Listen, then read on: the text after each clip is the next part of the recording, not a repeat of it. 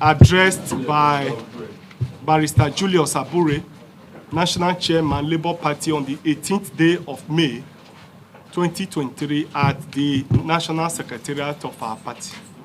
It has become imperative for me to address this press conference to properly put the legal issues surrounding the leadership of the party in their proper perspective. It is pertinent to state categorically and clearly that the Labour Party has no faction in the party. Labour Party has only one leadership, and that leadership is the National Working Committee that is led by me, Barrister Julius Abure. Recall that some few members of the National Working Committee burgled themselves into the office and appointed themselves, precisely 4 of them, as officers of the party, acting upon a restraining court order, an ex parte order granted by the FCT High Court. A careful look at the originating summons, which is pending before the High Court of the FCT, the suspended deputy chairman of the party, Apapa Lamidi Bashiru, and his cohorts were asking the courts that upon granting their reliefs in the final judgment, to direct NEC to appoint interim national officers for the party.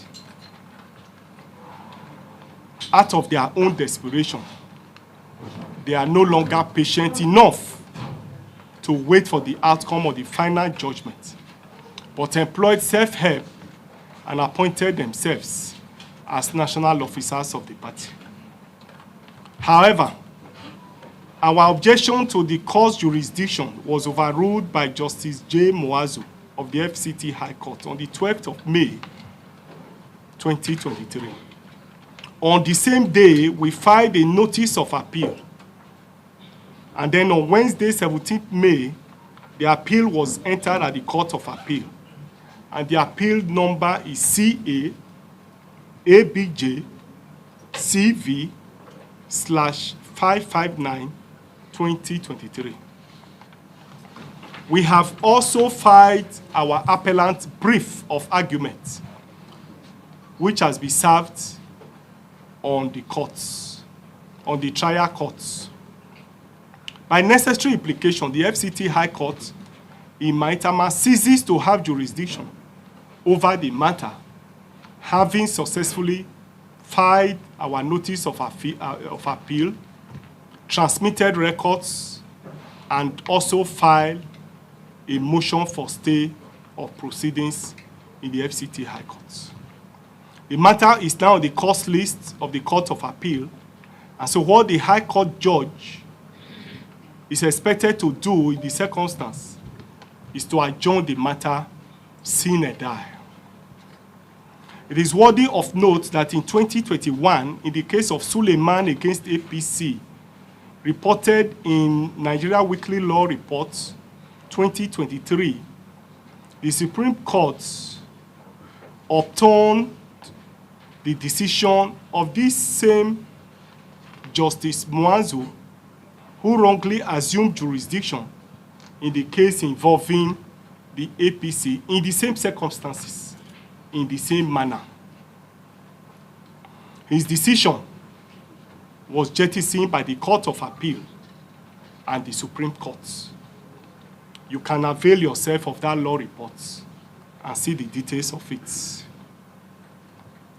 This report, no doubt, was communicated to the judge for him to be well guided in this same matter. However, surprisingly, he went ahead and also assumed jurisdiction on this matter. However, having appealed and filed a motion of stay and all other processes, and since the lower court is now seized with jurisdiction on the matter, I and my colleagues, earlier restrained by the FCT High Court, have now assumed our constitutional duty as national officers of the party.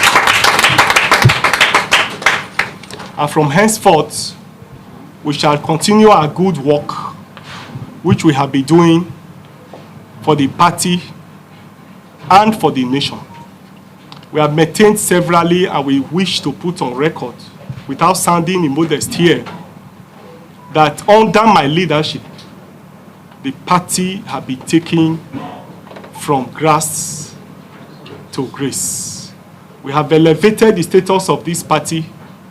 We have made it the #1 opposition party in Nigeria.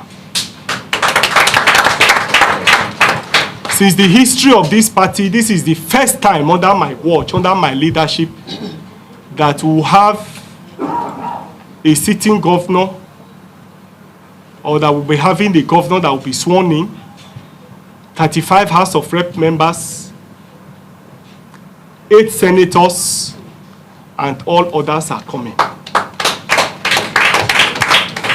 We have succeeded in redefining the political landscape in the country. The 2023 general election was a different election altogether.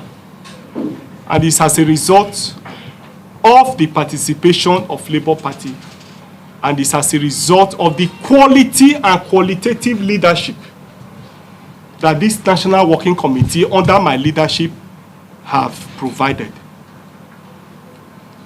Before the 2023 general election, there was no fundamental difference between all other political parties. Hence, Nigerians didn't have alternative. But with the coming on stream of the Labour Party under our leadership, Nigerians saw an alternative opposition political party. And I'm sure that's why all progressive Nigerians, all right-thinking Nigerians, all those who meant well for the country, no doubt, supported the Labour Party to victory in the last election.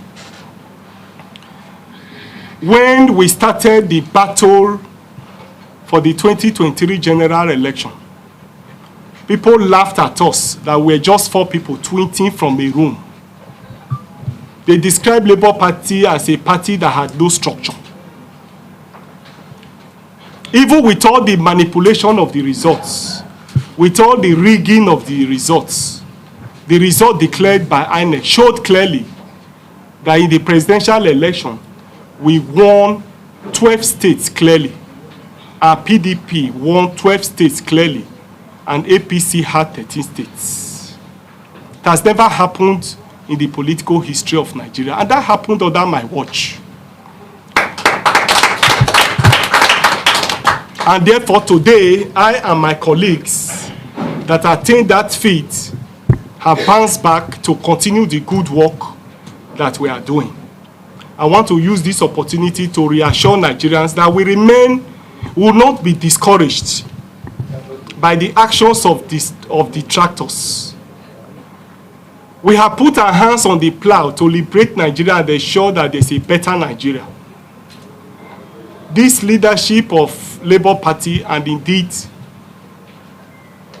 the leadership of our party, is totally committed to the well-being and welfare of Nigerians. And we shall continue to pursue that good work. In fact, we will not rest on our oars until victory is ascertained. And therefore, every element of distraction we will put behind us and continue our good work.